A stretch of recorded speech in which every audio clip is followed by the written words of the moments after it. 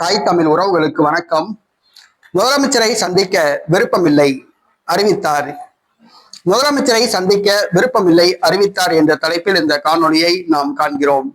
தமிழ்நாடு முதலமைச்சர் ஜோசப் விஜய் முதலமைச்சராக பதவியேற்ற பின்பு இவர் மு.க. ஸ்டாலின், சி.வி. சண்முகம், அன்புமணி, சீமான் உள்ளிட்ட அரசியல் தலைவர்களை நேரடியாக சந்தித்து வாழ்த்துக்கள் பெற்றார்.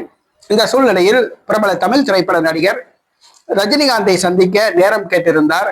ஆனால் பெங்களூர் செல்வதாக கூறிவிட்டு அவரை சந்திக்க மறுத்துவிட்டார் நடிகர் ரஜினிகாந்த். மேலும் ஜோசப் விஜய் முதலமைச்சர் ஆகக்கூடாது, தனக்கு பின் நடிக்க வந்தவர் முதலமைச்சர் ஆவதா என்ற ஆதங்கத்தில் ஜோசப் விஜய் முதலமைச்சர் ஆவதை தடுப்பதற்காக உதயநிதி அவர்களையும் எடப்பாடி பழனிசாமி அவர்கள் மகனையும் நேரடியாக அழைத்து கலந்து ஆலோசிக்க வைத்தார். எடப்பாடி பழனிசாமி முதலமைச்சராகவும் உதயநிதி துணை முதலமைச்சராகவும் இருங்கள், கூட்டணி அமைச்சரவை அமையுங்கள், விஜய் முதலமைச்சராக கூடாது என ஆலோசனை தெரிவித்தார். ஆனால் காலச்சக்கரம் சுழன்றது, விஜய் முதலமைச்சராகிவிட்டார். தற்பொழுது அவரை பற்றி வதந்திகள் உலா வந்து கொண்டிருந்தன. இன்றைய தினம் பத்திரிகையாளர்களை சந்தித்தார் நடிகர் ரஜினிகாந்த். சம்பிரதாயம் நிமித்தமாக தான் விஜயை சந்திக்க விரும்பவில்லை என்று தெரிவித்துள்ளார். நடிகர் விஜய்க்கும் தனக்கும் 25 வயது வித்தியாசம் உள்ளதாக கூறியுள்ளார். அவர் முதலமைச்சர் ஆவதில் எனக்கேதும் பொறாமை இல்லை, என்னுடைய துறையில் இருந்துதான் அவர் முதலமைச்சர் ஆகியுள்ளார்.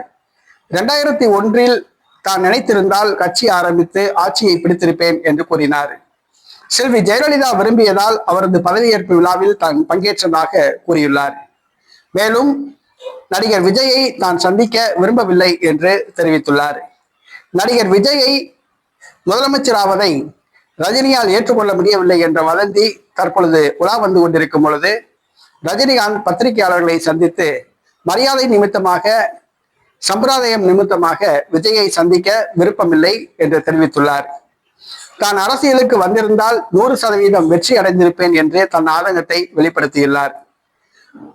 நடிகர் விஜய் அவர்களை சம்பிரதாயம் நிமித்தமாக சந்திக்க விரும்பவில்லை என ரஜினிகாந்த் கூறியது தமிழக அரசியலில் பரபரப்பை ஏற்படுத்தியுள்ளது.